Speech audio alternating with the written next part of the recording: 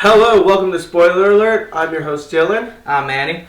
and we're going to be talking about today's topic, Wonder Woman 1984. Wonder Woman 1984, I mean, honestly, it wasn't a bad movie, but it wasn't a good movie. Let's see, it was a great cast. What was it? I like the cinematography with all the different settings set in Egypt, random mall in America, right? Washington, D.C. The thing that ultimately failed the movie was the writing. You know, like you said, you have a superb cast. I mean, you have, Daddy, Pedro Pascal, Mr. Mando himself, Kristen Wiig, who surprised me. I mean, honestly, I came in with high expectations on Kristen Wiig, and she hit every note plus some. Gal Gadot, you can never go wrong with Gal Gadot. No, you can never go wrong. She's the perfect Wonder Woman for this day and age. Exactly, and then you have the return for, spoiler alert, Chris Pines coming back. He did a good job, especially coming back into a more comedic role as what I kind of got into it. Exactly, but like I said, the writing was terrible. It just I wouldn't say terrible. It felt flat. It was flat. We waited for like a big old action scene that lasted maybe like 5 minutes at the most. What was it? One thing I did have an issue is like it dragged. It was 2.5 hours long, if I could remember correctly. But one of the things is like I took my girlfriend's kids to go see the movie, and what happened is that it's kind of bad when your girlfriend's daughter literally says, "It's kind of long, isn't it?" And she's 8. Well, to be fair, an 8-year-old don't have the biggest attention span. That's more of an indictment of as a teenager geeking out on the superhero films. Like if she was 13 and like a big old superhero fan, and she says it was dragging, then it would be like a big old crisis. But we gotta remember she's 8, so she's not the perfect audience. But even then, for every comic book fan or comic book movie persona, you would run and cry for a 2.5 hour movie on your favorite superhero or superheroes, depending on what you were watching. You would want to watch a 2.5 hour just so you can see it. But the thing is that I just think that the story just dragged on a little too much. I mean, you know what? With the flat ending. What would you give it a rating? How many stars out of 5?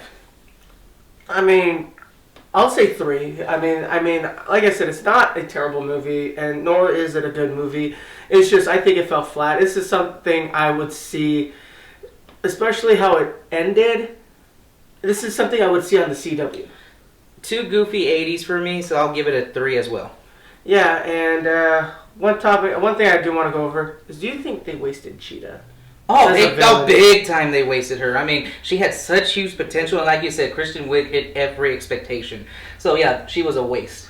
Oh man, that would hurt me because I'm like, you have Cheetah, one of the most baddest villains in Wonder Woman's arsenal. That is just kind of like, is she? Why?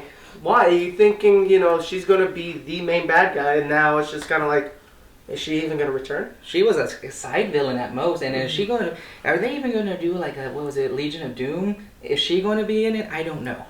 Okay, and all I can say is that I mean, I'm done with the Wonder Woman prequels. I'm kind of done. I'm like, it was pretty good to develop her story, but with how flat this one came out, just put her into the modern age already. That's because number 1 was great. Number 1 was great. It set us up for high expectations, so Wonder Woman 84 kind of let us down with that.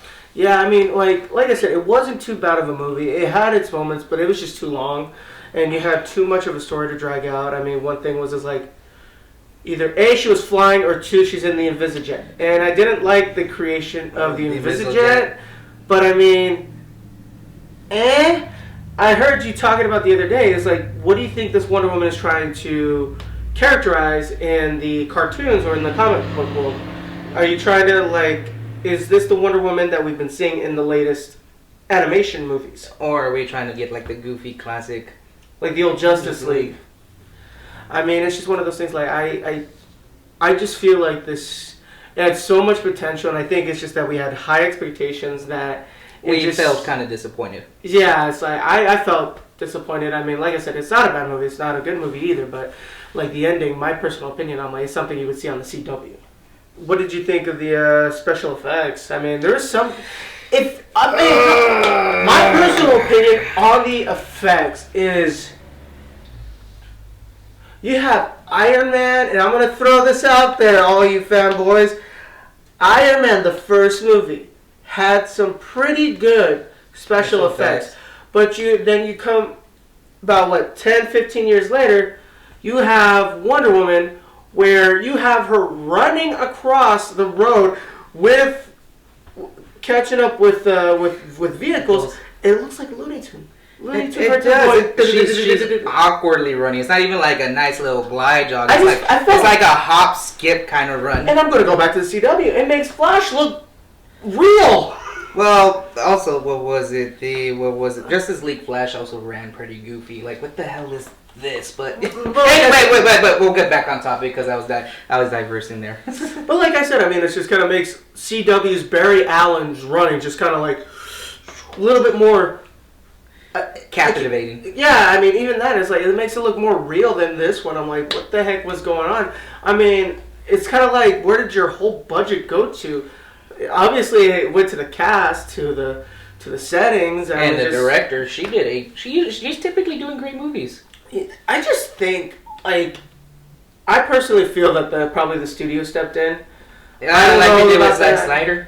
Yeah. I mean, you have Warner Brothers, who was talking about, who's always hands-on. To a fault. The armor looked pretty, but completely useless. Oh, the armor. Oh, don't even get me started about the armor. The whole movie was supposed to be surrounded about this armor, and the only thing it did was just block bullets from her coming in, and then after she went into the military base, kaput. We literally only saw the armor for, 10 minutes at the most, and just block bullets and then just get torn apart by Christian Wiig. It was supposed to be the key marketing part of the action scene, and it did not work. So the next topic is Mortal Kombat. I mean, what was the one thing you can remember about Mortal Kombat? Oh, the brutals.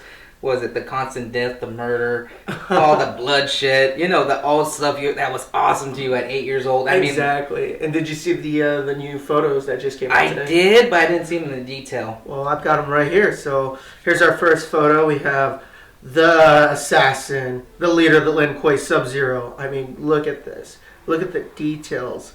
Oh, man, and you get to see part of the mask. It looks hella good. And then the frostbite on his fingers are just detail oriented. I mean, they actually look like faded pieces of skin. But what's with the M on top of his head? I'm assuming, and this is like going old, like in the original Mortal Kombat games, their Grandmaster had a giant M on his chest. So I don't know, literally, but I don't know what it means, but I remembered that it had to do with that. All right. I mean, then we have the Shaolin brothers right here. The Shaolin monks themselves, Liu Kang and Kung Lao. They look awesome. They look really awesome.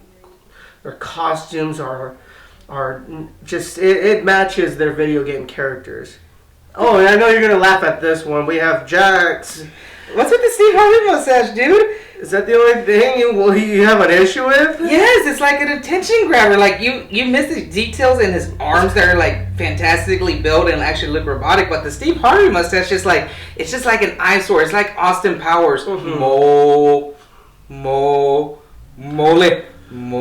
But moving on, we got a picture of Kano. We got, this one's going to be my favorite storyline. We got Scorpion and Sub-Zero, the Lin Kuei versus the Shiryu. That's going to be awesome to see. Then I don't know what this is. I don't want to say Johnny Cage yet. Johnny, he's in a cage, get it? But no, I don't think that. I don't want to say anything. But we also have right here Sonya Blade with Kano. What do you think of Sonya so far? She looks kind of thin and honestly, she looks kind of fragile in that photo for me. Oh, well, you never know. I mean, it's gonna be really good. But one of the things is that I can't wait for this movie to come out. I've waited for a long time. I know that James Wan is producing this, so I have all the faith in the world to James Wan. So I know Mortal Kombat's gonna be really great. And welcome to our newest segment. It's gonna be weekly, Keeping Up with Wanda. Wait, what? Well, guess what? There's not going to be no spoilers here. Oh, thank God, because I was about to say, no. I haven't even had a chance to watch it. I am running on no sleep and caffeine right now. Oh, no issue. I got this. So I think WandaVision is going to be a different take. Obviously, you've seen the trailers. It's giving that little I Love Lucy, I Dream of Jeannie, Bewitched type feeling to it. But the thing is that what's really bothering me is I'm seeing a lot of stuff from fans that are saying it's boring. And I'm like, how is it Marvel fans, you are spoiled. Lord of the Rings, Fellowship of the Ring starts off really, really slow, but the last 30 minutes are action-packed.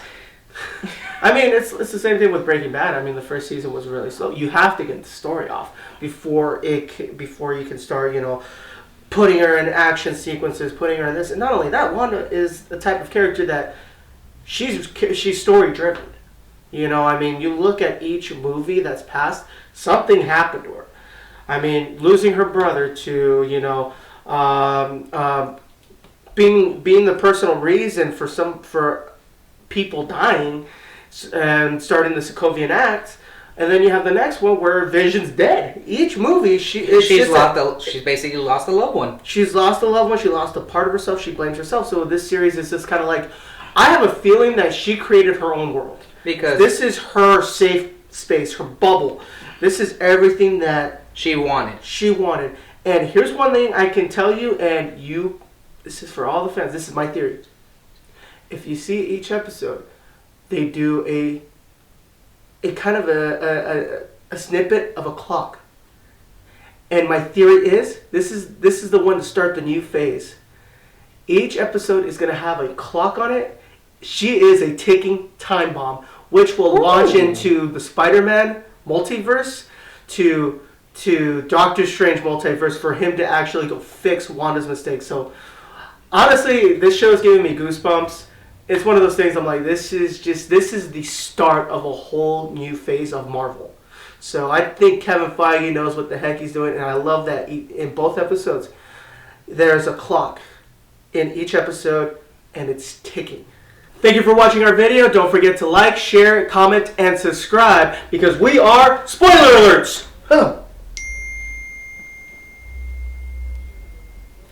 So breaking news, Charlie Cox just rapped on Spider-Man 3. What the fuck?